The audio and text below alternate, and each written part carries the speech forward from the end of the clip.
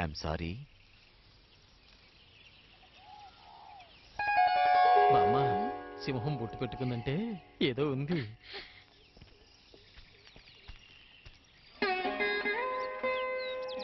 ఎంత లక్షణమైన పిల్లో. ఎప్పుడూ నమ్మని వాణ్ణి కూడా దేవుడున్నాడని నమ్మించింది. ఏ ఇంటి పిల్లో? మీ ఇంటి పిల్లే. ఏమిటి, మా ఇంటి పిల్ల? అవును, మీ రంగయ్య నాయుడు గారి కూతురు. ఏది, మా రంగయ్య కూతురా? అంటే అంటే నా మనవరాలు. అమ్మా సుశీల, వచ్చేవా అమ్మా? రా ఇల్లారా. రామా రా. ఏడేడి పక్కోడి తిందా. కూర్చో. ఏమిటోనమ్మా, ఇది నీ ఇల్లు, ఇది నీ ఇంటి పిండి. నీ ఇంటి నూనె. ఎప్పుడు మేమే వండు తింటే ఏం బాగుంటుంది చెప్పు. అందుకని ఈ రోజు ఇవన్నీ నీకోసమే వండుతున్నావు. నాకోసమా? అవునమ్మా, ఈ రోజు నుంచి నువ్వు మేజర్ అయ్యావు. ఏమేవ్, ఇవాళ ఏదైనా సరే అమ్మాయి తిన్న తర్వాతే మనం తినాలి. చూస్తావేంటే, వాయిలోంచి తీసి అమ్మాయి చేతులు వేయి. ఇవే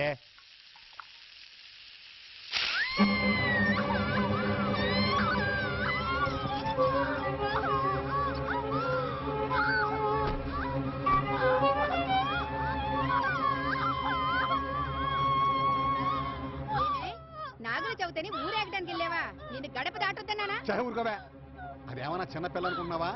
ఈ రోజు నుంచి అది మేజరు. తోడు మేజరమ్మా, ఈ 2 కాగితాల మీద సంతకం పెట్టు. ఏంటివి? నీ ఆస్తి నువ్వు మాకు రాసిస్తున్నట్టుగా దస్తావేజు. 1 గంటలో ఈ 2 కాగితాల మీద సంతకం పెట్టు, లేదా కణకణమండే ఈ నిప్పులు నీ చేత తినిపిస్తాను. పేగులు మాడి చస్తావు. బతకాలంటే త్వరగా ఎట్టే.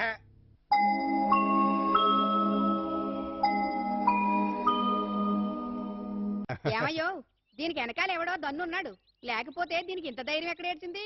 ఎవడో పావుల మాంత్రికుడు ఉన్నాడు, లేకపోతే నేను నా పావులన్నీ మన వెనకాల ఎందుకు పడతాయని. రానీరా, ఏ పాముల మాంత్రికుడు వస్తాడో చూస్తాను.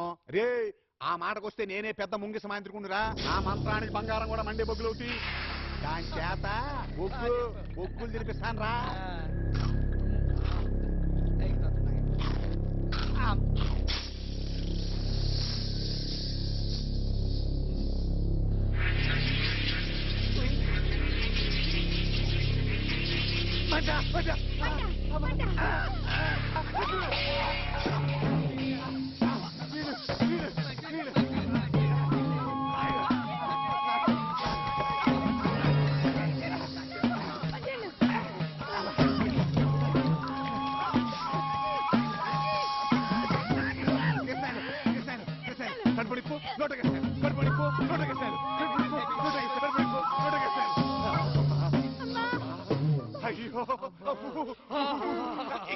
సుశీల, సుశీల, ఇన్నేళ్ల తర్వాత ఈవిడొచ్చిందేంటి? అమ్మా సుశీల. జానకమ్మ తల్లి, అరే ఎంత కాలం మిమ్మల్ని చూసి. సుశీల, ఎవరుకున్నారు ఇవిడ? ఈ ఇంటి మహాలక్ష్మి. ఏమిటోనమ్మా, తమని చూసి ఎన్నో యుగాలు గడిచిపోయినట్టుగా ఉంది. ఏమా బాగున్నారా? ఒంట్లో కులాసాగా ఉంటుందా తల్లి? అమ్మాయి వచ్చేస్తుంది. ఏమే, త్వరగా తీసుకురా. వాళ్ళ నాన్న పోయినప్పటి నుంచి ఈ పిల్ల ఇదే వరుసండి.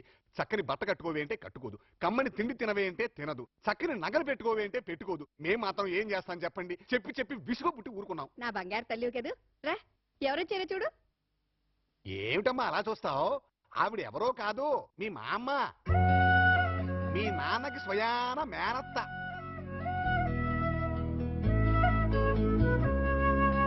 చూడమ్మా, పిల్లని పువ్వులా చూసుకుంటున్నాం. వంటింట్లో కూడా రానీకుండా వంటంతా మేమే చేసి మా మొహాలు ఇలా కాల్చుకుంటున్నాం.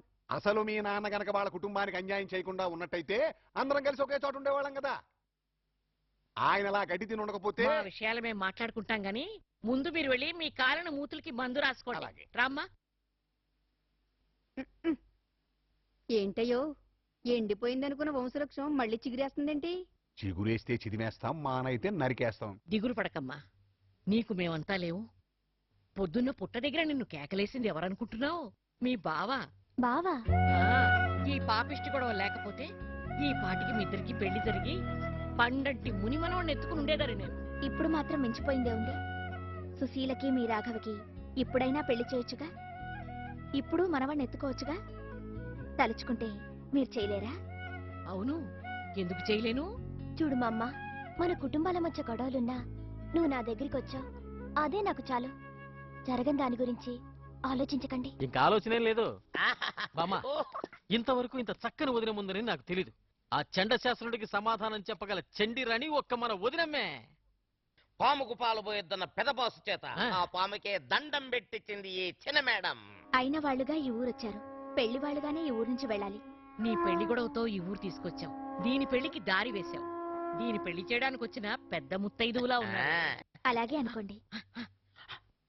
ఈ పెళ్లి అయ్యే వరకు సుశీల ఎవరన్న విషయం రాఘవకి తెలియనివ్వకూడదు. బుల్లి పిట్ట బుద్ధి పిట్ట గూటిలోని గువ్వ పిట్ట